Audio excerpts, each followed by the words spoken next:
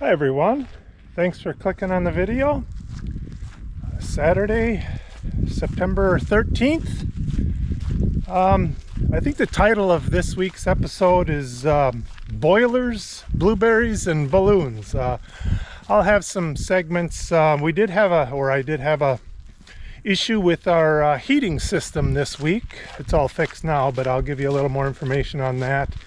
And while I'm at it, I will kind of explain how the system works. It might be somewhat interesting to Americans because it's a different system than is generally used in the US. But back to the listing of the topics for this week's video. I'll give you an update on our high bush blueberries. I did make some blueberry pancakes. And I did get some pretty good footage of a balloon that went right over the house. But generally, just some updates since I posted my last video. To kind of continue on that theme, my wife is still on her trip. I did hear from her. She's doing okay, although she is or did have an issue with a blister on her toe. Again, for those of you that didn't see last week's video, she's on the Camino de Santiago hike in Spain. They're putting on, I don't know, 26 kilometers per day with wearing a backpack. So it's quite a hike each day. Hopefully she's able to deal with that blister problem. She should be getting back here, I think the 18th or the 19th. And then right away I leave for America or the US on the 25th, I believe. So I guess the secret to us staying married all these years is never be in the same place at the same time. Either I'm home and she's not, or she's home and I'm not. But we'll get plenty of time together this winter, I'm sure. Beautiful day or beautiful morning, although rain is coming. You also might be thinking, boy, each time I shoot a video or share a episode, the weather's always great. And we have had quite a bit of really nice weather here in Lithuania lately. But that being said, we also have had plenty of rain and wind lately. I just don't go for a walk or shoot my YouTube videos when the weather is crap. But for right now, it's nice. It's been unusually warm, which again I'll take. I've got to get back home here and check on Pippa, of course, but I need to pick some more blueberries, and I think there's some few other odds and ends I need to take care of. But again, thanks for clicking on the video. Stay tuned. We'll talk to you soon. Hi everyone. I had a bit of unwanted excitement this week. Late Wednesday or Wednesday evening, this is our central heating unit, by the way. It's basically a boiler. It does two things. It heats up the water that runs our heated floors. We have in-floor heating, and there's a few radiators upstairs that run off that same heat. And then obviously the boiler for the hot water at the faucets and the shower. So basically it heats our entire house and gives us hot water. Pretty good unit, pretty good name, fairly new. We had it put in shortly after we bought the place. But I noticed late Wednesday in the evening, there was just a bit of water down here on the floor. I thought, that's no good.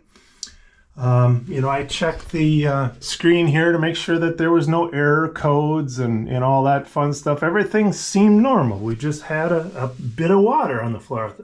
Well, I checked it about 30 minutes later, and there was more water. It was coming actually running down the side of the unit. I thought, well, that's kind of no good. But luckily, we do have a drain in here. This is like a mud room. So I thought, well, worst case scenario, whatever little bit of water will pool up will go down this drain. So I went to bed knowing that I wasn't going to be able to get anybody out here that evening to fix it, and figured, well, I'll just check it in the morning. Well, I woke up Thursday morning and water was just running out of this thing down all sides. Not only was it water, but it was hot water. So this room was like a sauna.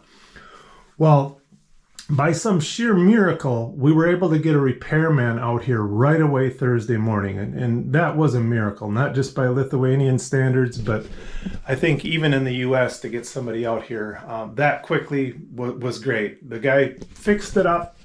Everything's good to go. I don't know what broke. I'm sure it was a pipe or some kind of sending unit. But we're good to go on that. Again, a bit unnecessary excitement, especially without my wife being here.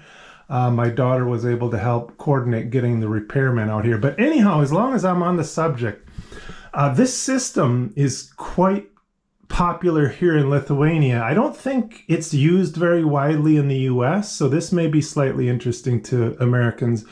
But basically, it's called an air-water system. And how it works is it's kind of like the opposite of a refrigerator. You know, a refrigerator cools the air and keeps everything inside the refrigerator cold. And it does that by using a compressor and some kind of refrigerant or chemical. Well, this does the complete opposite, but it uses a compressor and some type of chemical. I'll show you that here in a second.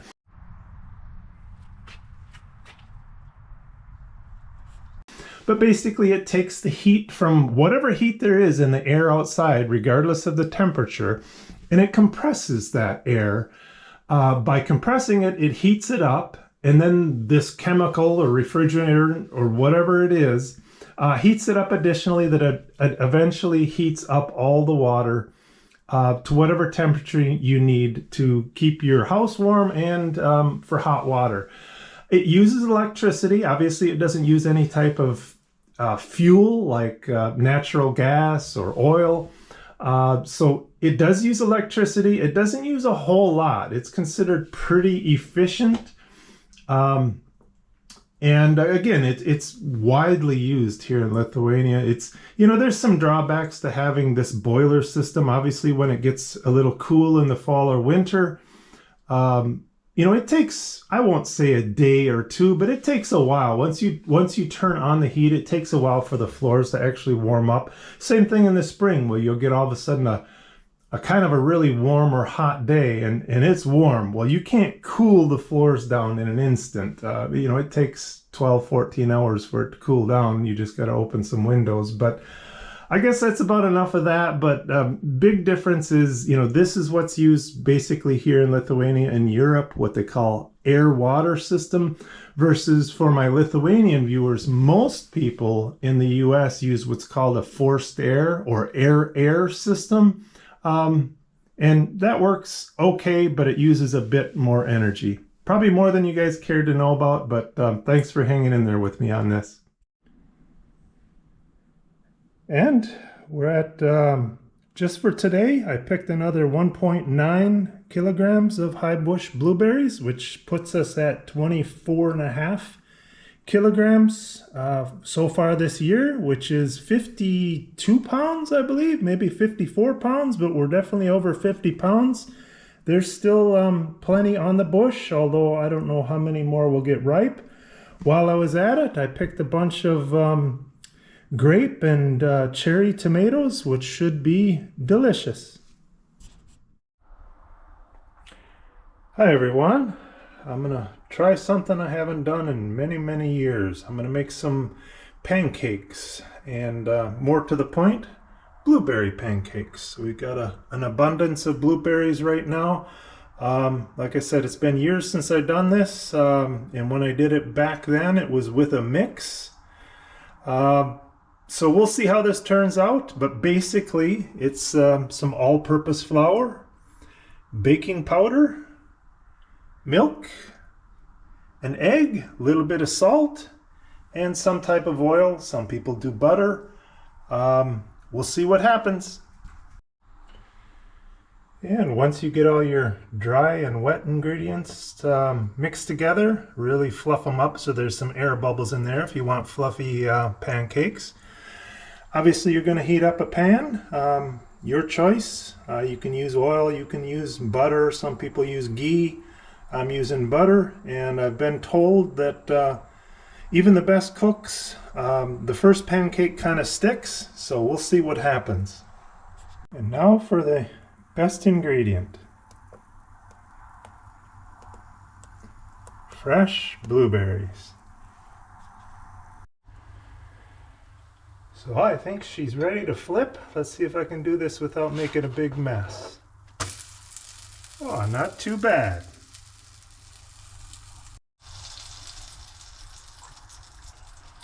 First one turned out pretty good. Let me get the second one started.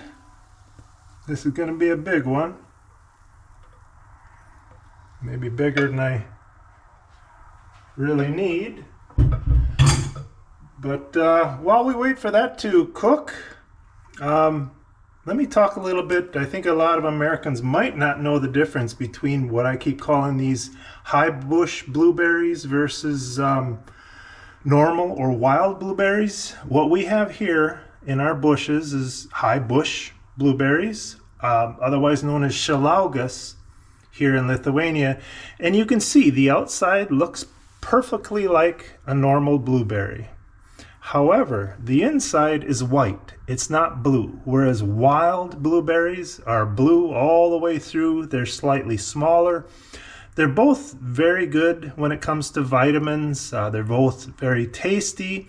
I think the wild ones are better. They have a more intense flavor, but obviously they're harder to come by. But in America, when you are buying blueberries, whether it's from Costco or anywhere else, a lot of times it'll just say blueberries, but what you're getting is high bush blueberries.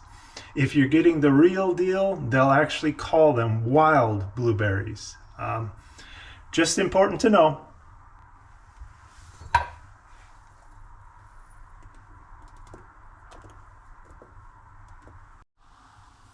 Look at that beautiful steamy goodness. We'll be eating soon.